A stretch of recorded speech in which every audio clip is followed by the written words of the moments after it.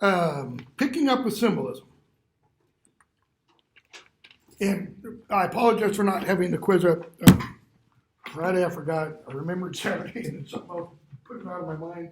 And then I sat down yesterday afternoon to do it, and saw I had a text from my brother. He wanted to talk, so he called, and we ended up talking for like 2 hours. Haven't seen each other in a couple of years since Diction. Blew everything, which isn't bad because we hadn't finished discussing this stuff anyway. So, quiz will go up today. You'll have at least 2 or 3 days for it. And again, this one doesn't count. It's just extra credit if you get points right. There will be another one, probably go up on Wednesday at the latest, assuming we don't finish Goodman, get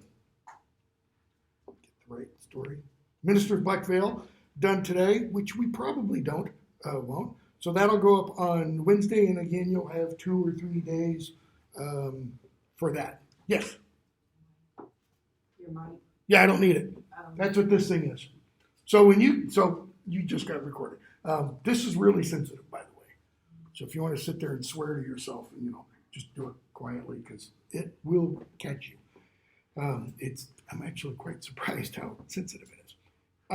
So picking up with symbolism, page 220 in the 11th edition. And if you've got the 10th edition, 265. This was for my first class. I spent half the class going over 2 pages, 72 and 73, about plot for my first class because I forgot to discuss those with them. Name? Feminist. Quiz. Great, make sure I get the right class.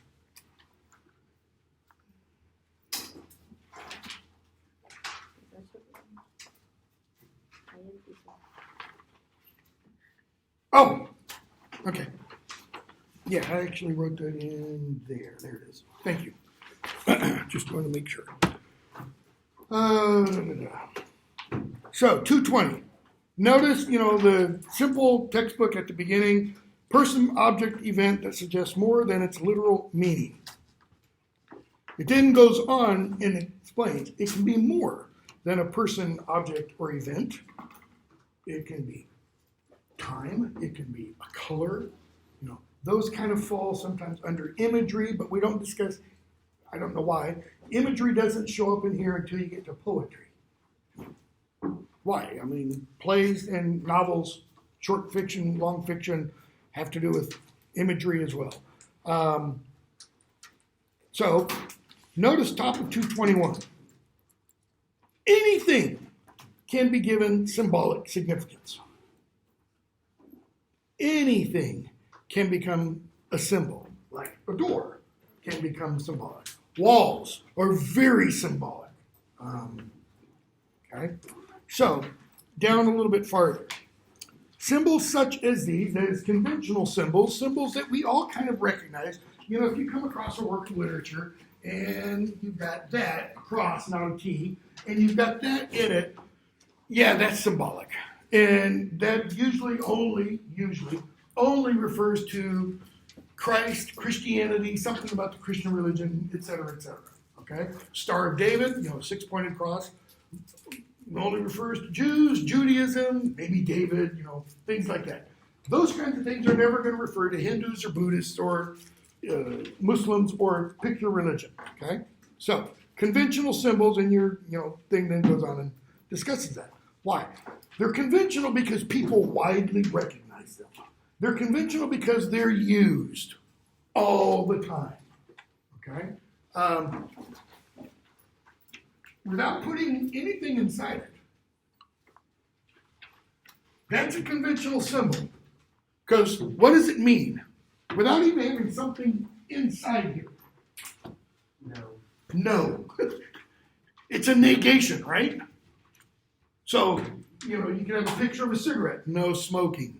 You could have a picture of, somebody driving, no driving. You could have a picture of a bicycle, no bicycling. You could have a dog, no dogs allowed, or a cat, or, right? This automatically just means don't. whatever is inside. Okay?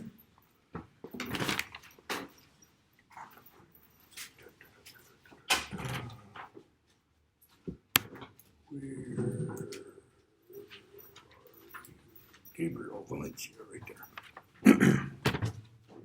Okay? Literary symbols can include traditional, conventional, these kinds of things, or public meanings, but it can also be established internally by the total context of the work in which it appears. So, for example, I talked about the short story Soldier's Home a little bit. The idea of home, as well as the physical home that Krebs has in that story, is symbolic. Okay? Now, bear in mind, a symbol does what? It means two things at least. It retains its literalness, whatever the thing is, okay? And it suggests something else. Freud famously said, sometimes a cigar is just a cigar. That is, it's just a bunch of tobacco wrapped up and designed to be smoked. Why did he say that? Because Freud often took, last name? Graham. Where are you? There you are. Please. Why? Because Freud often took anything that was long or short, stiff, upright, to be a phallus, to be a penis, or to be symbolic of a penis. Last name?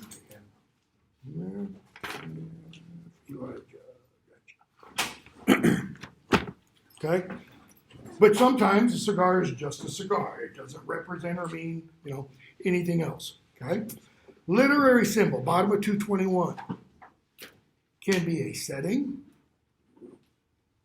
the time, place, location, cultural milieu in which something is set.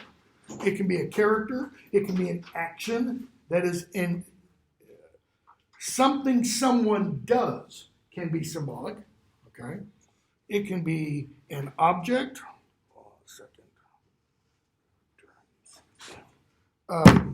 Can be an object. Where did I lost my place?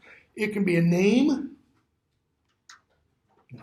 If you're reading on along and you see the name Jesus and it's not Jesus, that's usually symbolic. Similarly, other names, just the name that someone is given in a story, can be symbolic. We're going to see in a few days when we get to Flannery O'Connor, there's going to be a character named the Misfit. Why? Because he doesn't fit. He doesn't fit with society. All right? So that's symbolic in and of itself. Parson Hooper, don't think there's any symbolism there. Okay? Abner Snopes, don't really think there's any symbolism there. Okay? It can be a setting, character, action, object, name, or anything else that maintains its literal significance, that is what it is, its isness, while suggesting other meanings, plural. If the symbol only suggests one other thing, it's allegorical. And the work is an allegory. Right? I think I've referred in here to John Bunyan's Pilgrim's Progress, an allegory written in the 17th century. Okay? And you have the character of Pilgrim.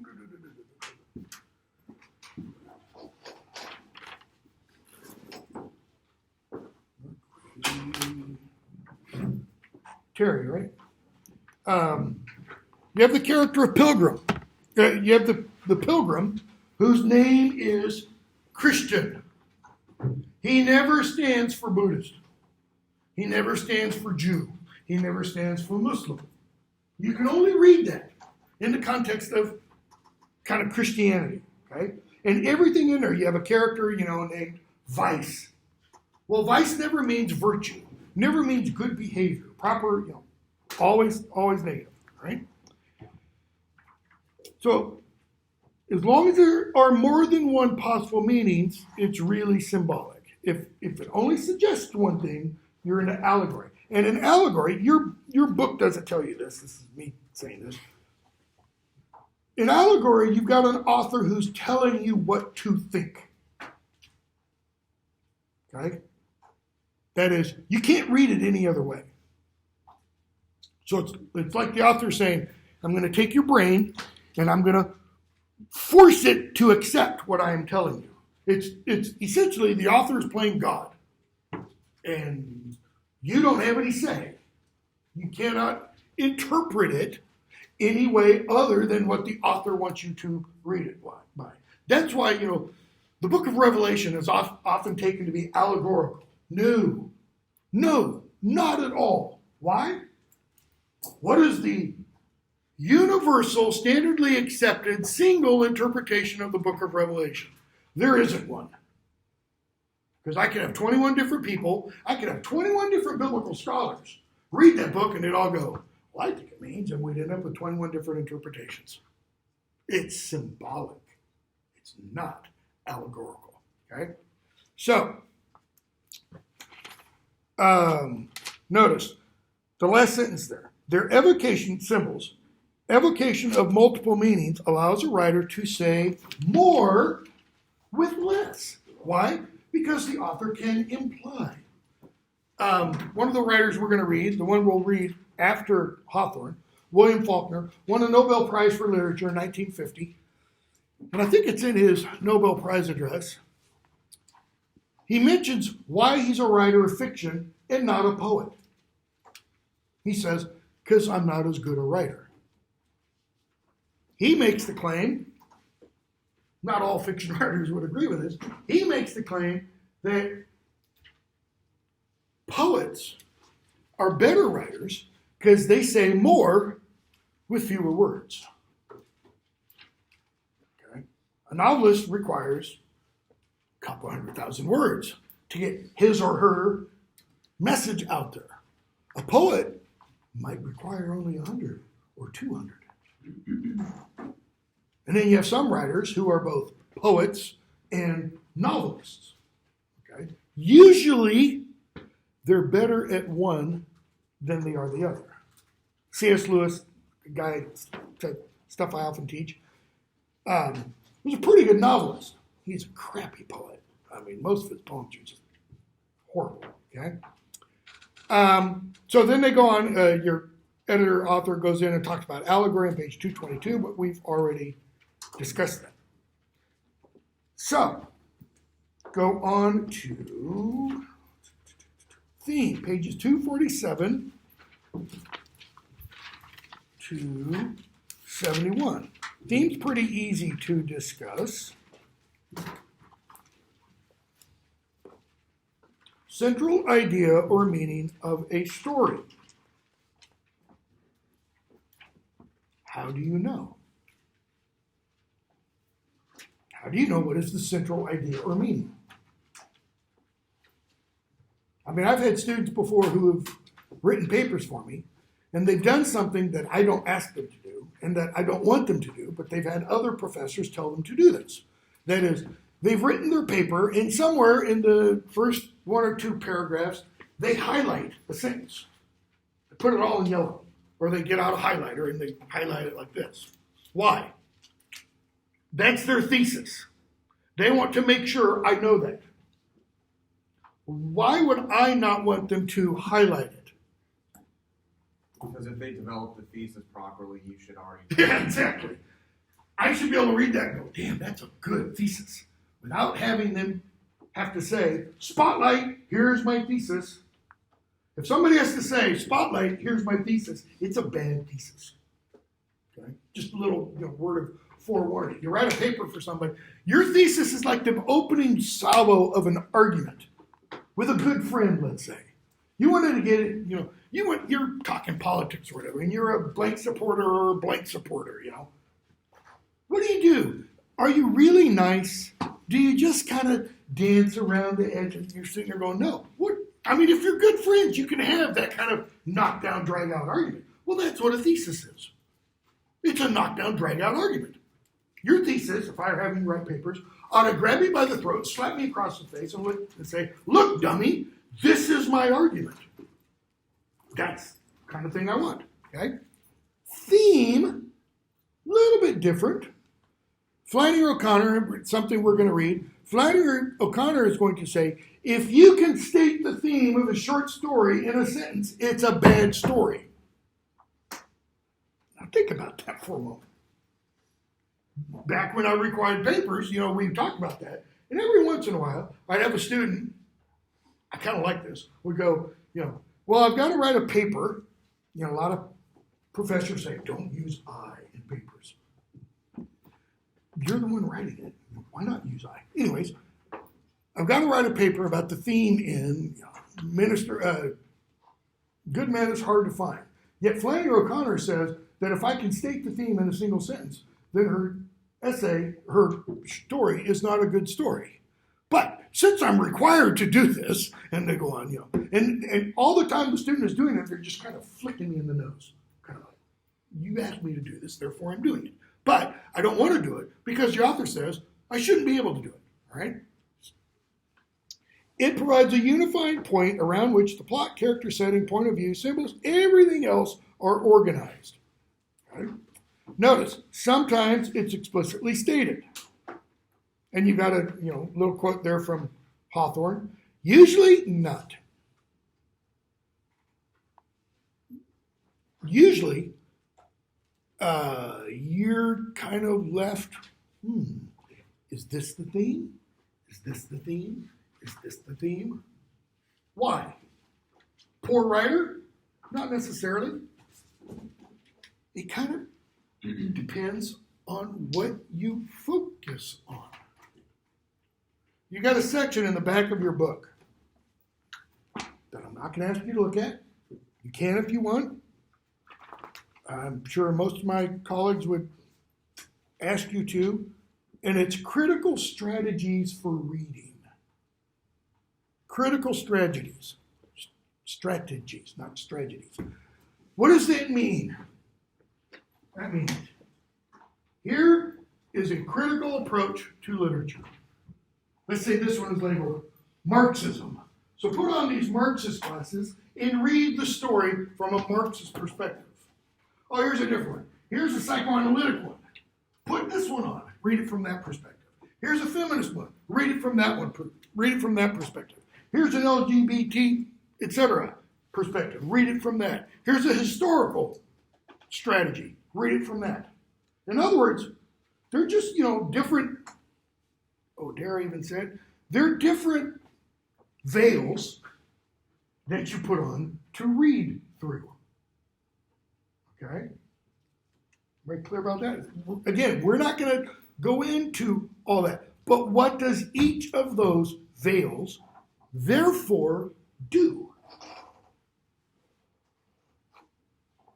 At least this is the way I approach, quote unquote, literary criticism. I'm very, very, very much in the minority in terms of this. They're filters. What does a filter do? Any filter. Okay, let me ask this. What is the literal action a filter performs? Stops a thing from passing through. On something. It stops the thing from passing through. Y'all were required to wear a mask. Some still do. You're all required to wear a mask for like a year and a half in school, or a year. What were the masks supposedly supposed to do? Filter out vile toxins in your body from getting on everybody else, or everybody else's vile toxins from getting in you. Coronavirus and stuff. Right? Could masks stop someone from getting cancer? No. Could they stop you from getting AIDS? No. They only stopped airborne things, right? So they filtered out airborne things. So what about the Marxist filter, the lesbian filter, the feminist filter, the historical filter, the Christian filter, the Jewish filter, the religious filter? What do those all do? They don't filter out Marxism, lesbianism, feminism, etc. They filter out everything else. And they only allow you to see what those things allow through.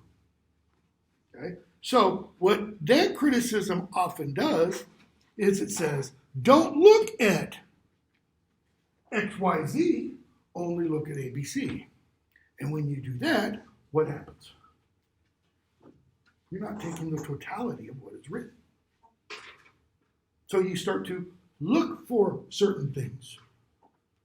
I do it all the time too. You know, I'm a Christian. I take that very seriously. My wife and I started watching this series on Amazon. Totally nerd, okay?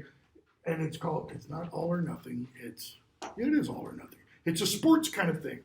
And the one we watched followed the Tottenham Hotspur's soccer team from like the beginning of the 2019 season through the end of the 2020 season.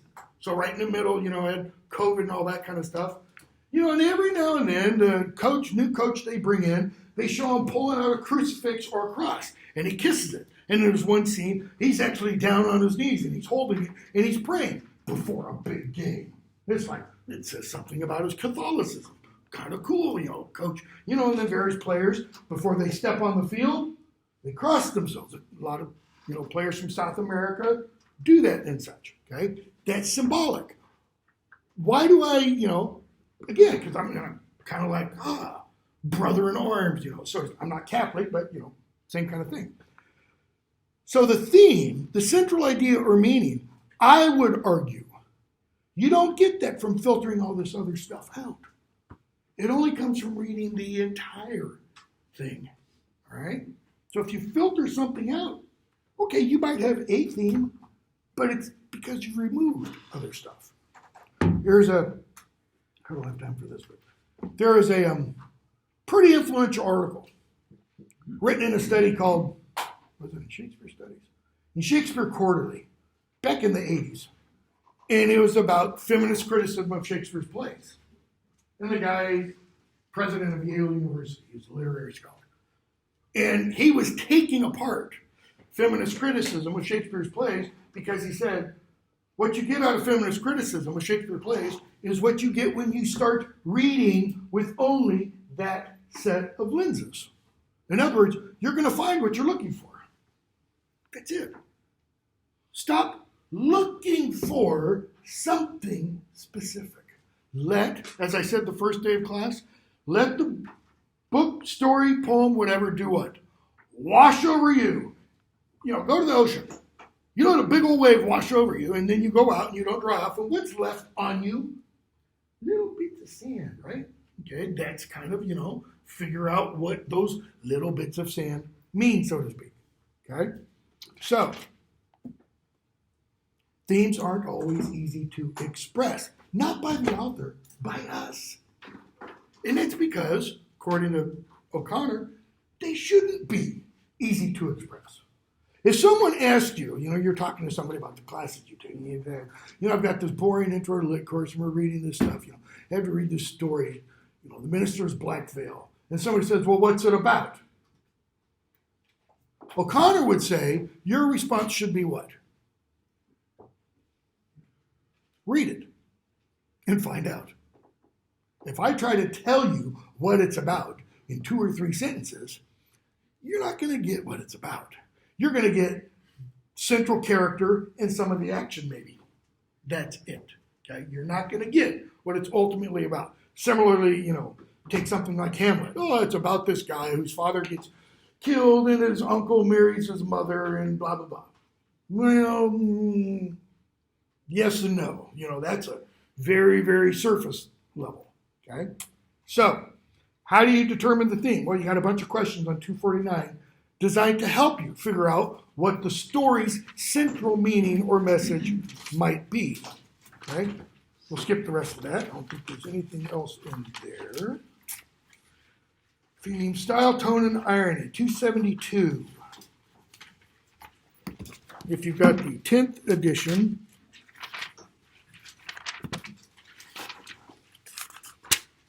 $323. Okay.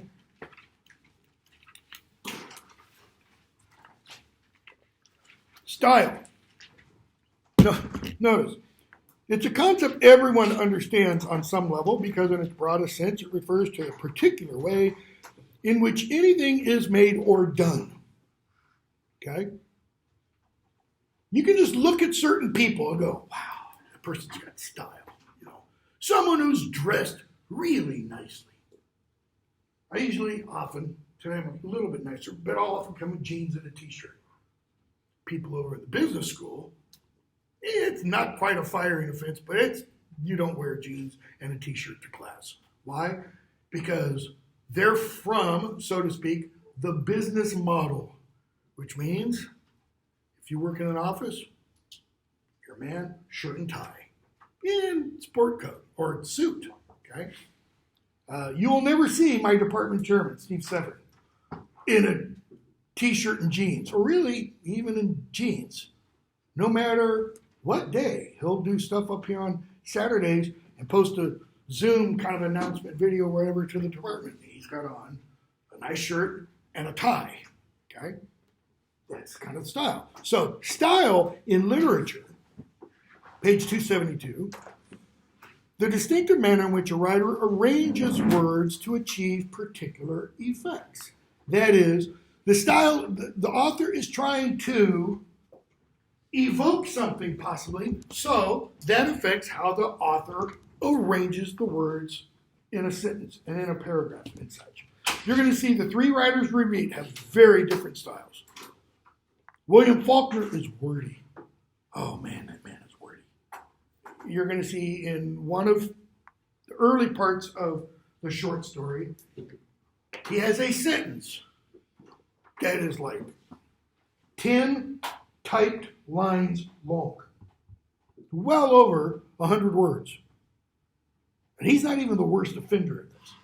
There's others like Hemingway and James Joyce who do the same kind, they just keep going on and on. Well, there's a reason for that, okay? Diction, writer's choice of words. Like what kind of words the author uses. You're going to see, for example, when we get to Hawthorne's short story, Faulkner's short story, some characters use one kind of diction, the words they choose, and others use a different kind. The character of Abner Snopes and his family use words and language that is kind of reflective of their socioeconomic status. They're sharecroppers. They're poor. They're not educated. The boy can't read. Okay? The language he uses reflects that. All right? Sentence structure is a way to evoke style. Short, choppy sentences, okay, versus long, convoluted, complex sentences and such. Page 274, tone. Okay? What's tone? The author's implicit attitude toward the people, places, events in a story. Notice, implicit, not explicit. Implicit means it's what? It's suggested. It's implied. It's not explicitly stated. I don't like this character. Now, there are authors who explicitly tell us, the narrator explicitly tells us, this is a bad person. Okay? So, tone, it's very touchy-feely. You gotta be a careful reader in order to figure that out. We're going to see tone, in one sense, even more when we get to poetry. Because poems can convey tone, in one sense, better because they're more imagistic. They use a lot more images. And we relate to images. All right? Irony. You've got different kinds of irony, page 275. Okay? One of the enduring themes in literature is that things are not always what they seem to be. That's what this is referring to, something we're going to see in The Minister's Black Veil, but this is an example of a theme in irony. Appearances of things versus the reality of those things. Okay? So irony occurs when what you see isn't what you expect to see, or what you hear isn't what you are expecting to hear. Irony, a device that reveals a reality different from what appears to be true. Notice, what appears to be, not necessarily what is. So you have verbal irony, a person saying one thing meaning another. Classic example, sarcasm. Say you're writing papers in here. I hand a paper back. Somebody gets an A. Well done. That's not ironic, right? I mean, well done. Somebody gets a D minus. And I write, well done. That's sarcastic. That's pretty clear. Unless, God forbid, unless I thought that was absolutely the best you could ever achieve. In which case, okay, maybe. I don't think that of anybody. Really. Okay? So, notice, in literature, verbal irony is usually not openly aggressive. Sarcasm is aggressive, right? Is sarcasm, I mean, it can be used defensively. It's what most of us do. But what's it designed to do? I mean, if you think about sarcasm literally, if you are sarcastic to or at someone, what are you trying to do? Trying to convey the opposite of what you're actually saying. Okay, literally, that's true. I mean, figuratively. You're in a conversation with somebody, and usually, when we use sarcasm with somebody, it's somebody we really like or love, or somebody we really don't like or hate. If you're doing it with someone you really like or love, are you trying to break the person down? No, you're trying to be humorous. Okay? If it's somebody you really don't like or hate, what are you trying to do? Be a dick. Yeah. To use language I don't normally use, you're trying to tear them down. You're trying to destroy them. Okay? Sarcasm. The sar comes from an Old English word, and it means sore, like opening, wound. Chasm, add an H after the C. C-H-A-S-M, abyss, opening. You're creating what? An open wound. Mixed, when you think of the meaning of the word sarcasm like that, it kind of changes or maybe should, changes our attitude. And I say that as, the chief offender. My family, my kids are all very sarcastic. Why? Because I am too sarcastic. Okay? It's one of the reasons, I'm not requiring you guys to write papers because I've, over the years, it's like that inner demon just comes out more and more and more. And I am too sarcastic in grading papers. Situational irony. Okay, notice, this is not verbal. Verbal is when something is said, but it has a meaning opposite than what is, initially or on the surface said. Situational irony exists when there's an incongruity between what is expected to happen and what actually happens. Story's going on along, you expect something to happen, and the opposite happens. Imagine for a moment, or maybe you don't have to imagine. If you've seen the third original Star Wars film, Return of the Jedi, scene I've talked about before. Luke's being tortured by the Emperor. Darth Vader standing there looking at Luke, his son, looking at his master, son, master. His son's calling out, Father, help me, save me. Well, what happens in the film? Darth Vader picks up the Emperor, throws him down the whatever that thing is, and he destroys him.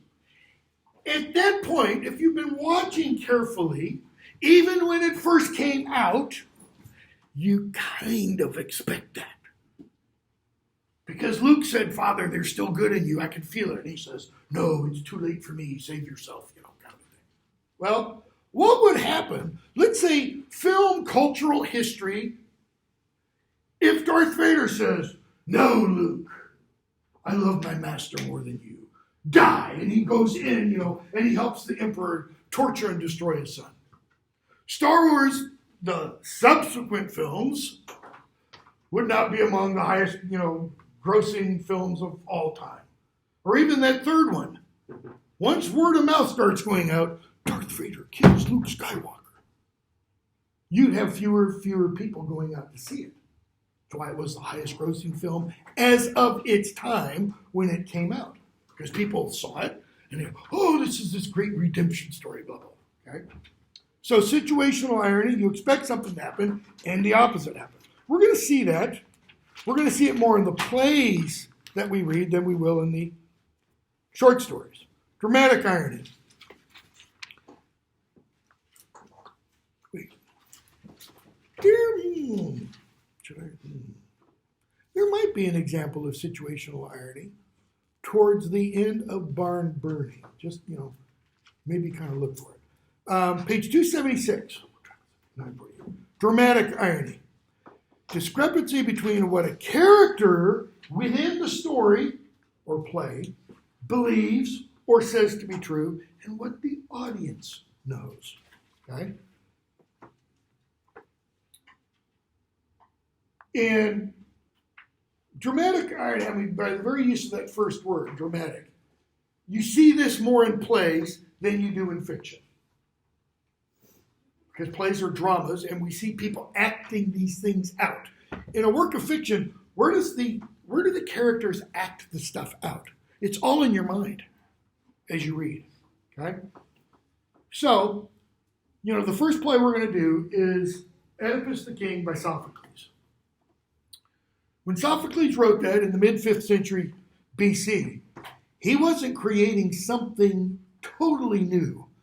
That is, when the people came to the theater, bought their tickets, and showed up, they weren't like, hey, I hear this play about this new play about this guy named Oedipus.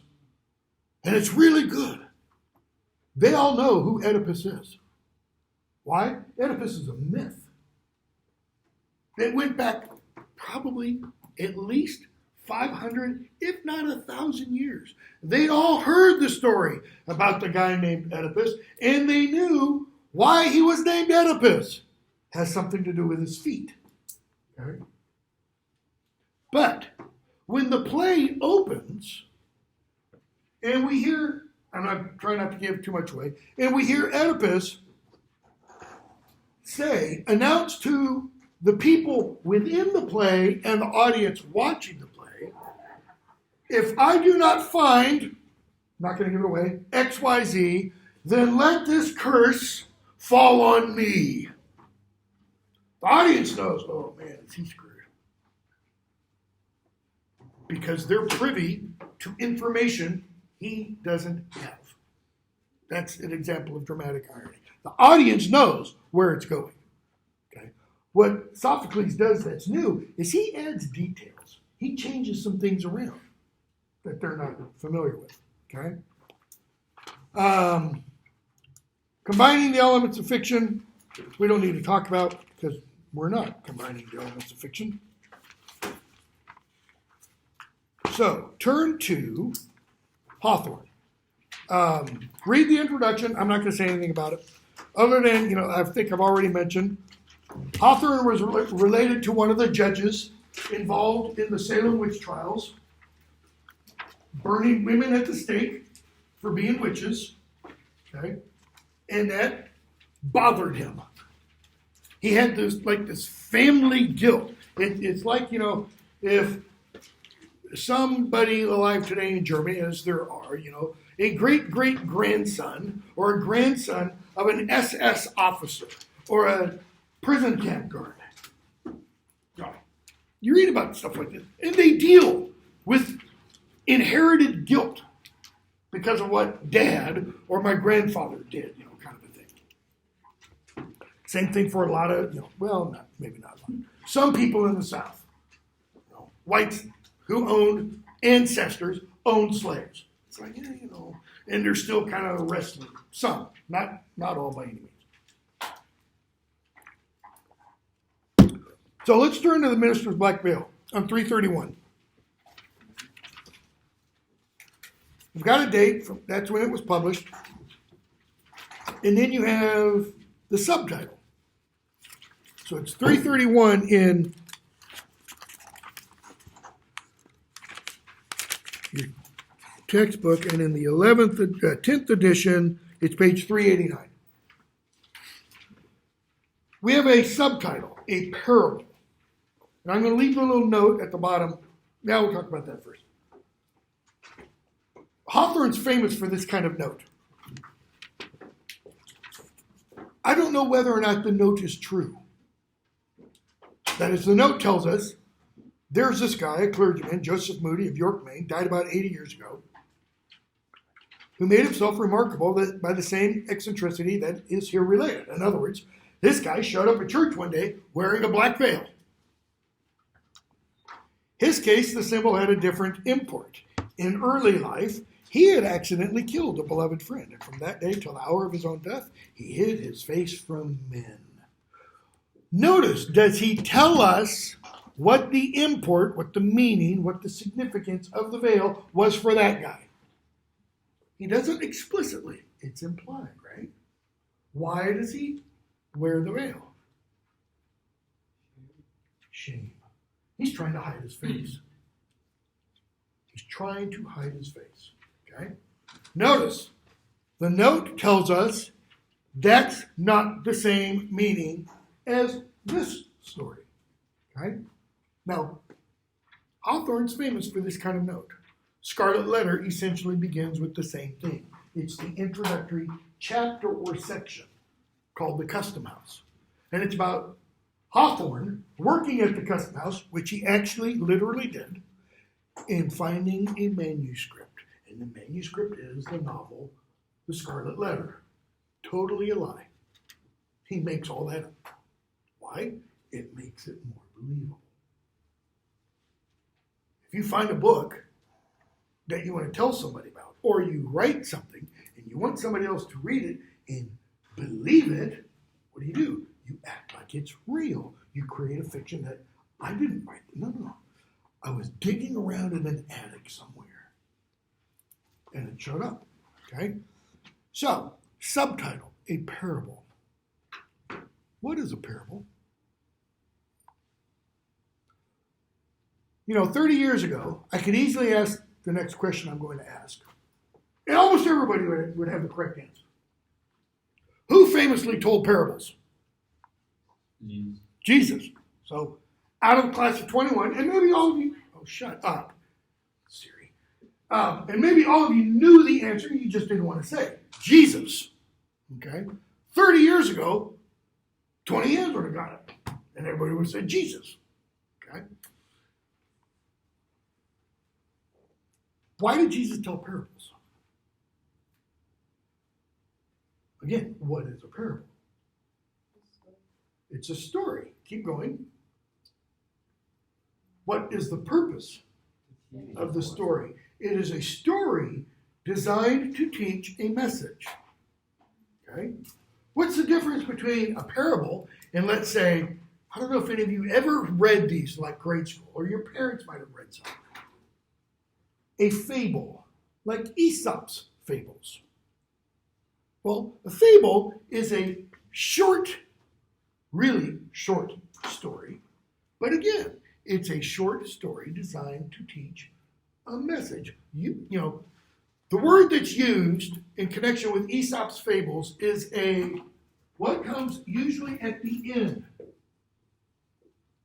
The moral of the story is. It's designed to teach a moral aphorism, a moral truth. Right? Grasshopper in the end. Don't be like what? Which one stores in that fable? Stores food away for the winter. The ant does.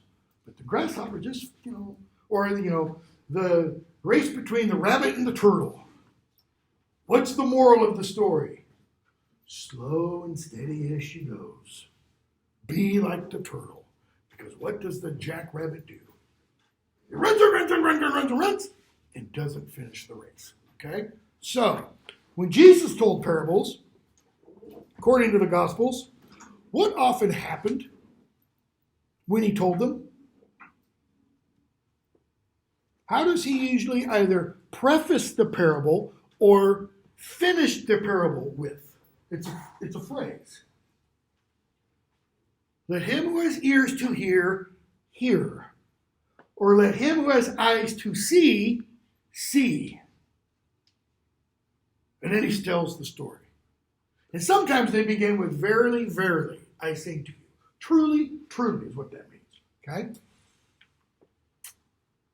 But then what we often see happen in the Gospels is after he tells the parable or parables to the big group of people, like the Sermon on the Mount, the feeding of the 5,000 and all that, what happens? He and his disciples go away, and the disciples go, Jesus, what does that mean? And he says, to you it is given to know. But to the crowds, I speak in parables, so that hearing they might not hear, and seeing they may not see. Figure out what that means. Because that kind of implies Jesus is going, I'm going to tell you guys something, and you will be the only ones to understand. The rest of you, I'll tell you the story, but you're not going to understand it. You're screwed. So, for example, do I have time for this? Probably not. Yesterday in church, Orthodox Church, okay, the reading from the gospel was Matthew. And it's the parable of the forgiving of debts. Okay? A king calls a servant in front of him and says, pay me what you owe. The guy owes him 10,000 talents. Okay? A talent is a weight of gold that is equal to 100 days of work, or what are called 100 denarii. A denarius is a coin for 1 day of work. So this guy owed 10,000 100 days of work. How many days is that? More than you can live. This was an unpayable debt. And the guy says, I don't have the money. And he says, I'm throwing you in jail. The guy falls down on his face and he begs for mercy. And the king says, who is moved by the plea, forgives him of his debt and sends him off away. 10,000 talents. Wiped clean. Has nothing to do with Joe Biden and student debt, okay? I was thinking about that yesterday. I thought, somebody's going to go there. Nothing to do with it, okay? The guy who has 10,000 talents erased then calls the servant who owes him 100 denarii. Pay up. The guy says, I don't have it. He goes, then you're going to jail until the uttermost farthing is paid. And he has him thrown in jail. Well, that guy's friends go to the king and go, King, you forgive this guy 10,000 talents. He wouldn't forgive Joe 100 denarii. The king calls the guy in. What the hell? I forgave 10,000. You couldn't forgive 100? Now you're going to jail, and you're going to go until the uttermost farthing is paid. And then Jesus, at that point, says, so will the Father in heaven. What's he doing? He's giving us the moral. He's explaining the meaning of the parable. So will your Father in heaven forgive you when you forgive others. So the moral is what? Forgive others no matter how much they owe you, etc. And you will be forgiven. If you don't forgive, don't come begging for mercy for me, because you're not going to. Okay? So, it's a parable. It's a story designed to teach a message without coming directly out and saying, here is the message. And what happens? The sexton stood in the porch of Milford Meeting House, pulling at the bell. Why? Because the bell is telling everybody in the village, time to come to church. Time that this is set, everybody goes to church. Not voluntarily. You might not believe it. You still show up. Okay? And as he does, and people are gathering on the porch, and some people are already in the meeting house, he sees Parson Hooper leave the parsonage and start walking across to the church. And he says, what has he got on his face? All within hearing, they turn and look. And there they see Mr. Hooper pacing slowly his meditative way towards the meeting house. What has the narrator just done? There's a moment of editorial omniscience. The narrator has described something about Mr. Hooper's internal characteristics, his meditative way. What kind of, is this guy, a very garrulous, outgoing, talking to everybody, party goer? No. He's a thinker. And so he walks like this, eyes on the ground. Why? He's thinking. But he hears people, and he nods in their direction. Okay? He gets to the church. We still have 2 minutes. 2 minutes. And we get these comments. Are you sure that's our person? He says it is. He wasn't supposed to be here, but he is. Okay? And then we get this long description. The cause of so much amazement may appear sufficiently slight. Notice, may appear. Right here. That's what's called a subjunctive mood. Subjunctive is a condition indicating contrary to fact. It may appear sufficiently slight, but it also may not. What does that mean, slight? It's a stupid thing. It's a trivial thing, the narrator is telling us. And what are we told? He's walking off to church, Parson Hooper. His clothing looks like it's been dusted off by his wife, if he had a wife, but he doesn't. And then we're told the one remarkable thing is that he has on a black veil. Covers from his forehead to, one description says, his breath moves it. Now, I don't know about you, but that kind of says to me, in order for his breath to move it, where must it drop below? His mouth.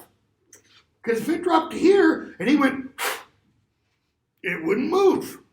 But it does when he talks. But the description is going to be to just above his mouth. Okay? With this gloomy shade before him. What's the gloomy shade? It's two things. It's two things. It's both the veil and what he sees beyond the veil. Put a piece of black cloth in front of your face and look through it. How does everything look? Dark. That's the gloomy shade. Gloomy shade, by the way, literally just means gloomy gloom or shady shade. They both mean something darkened. So if you're in the shade of a tree, you're in the darkness under a tree. Okay? If you're in the gloom of a tree, you're in the darkness under a tree. Okay? We'll stop there.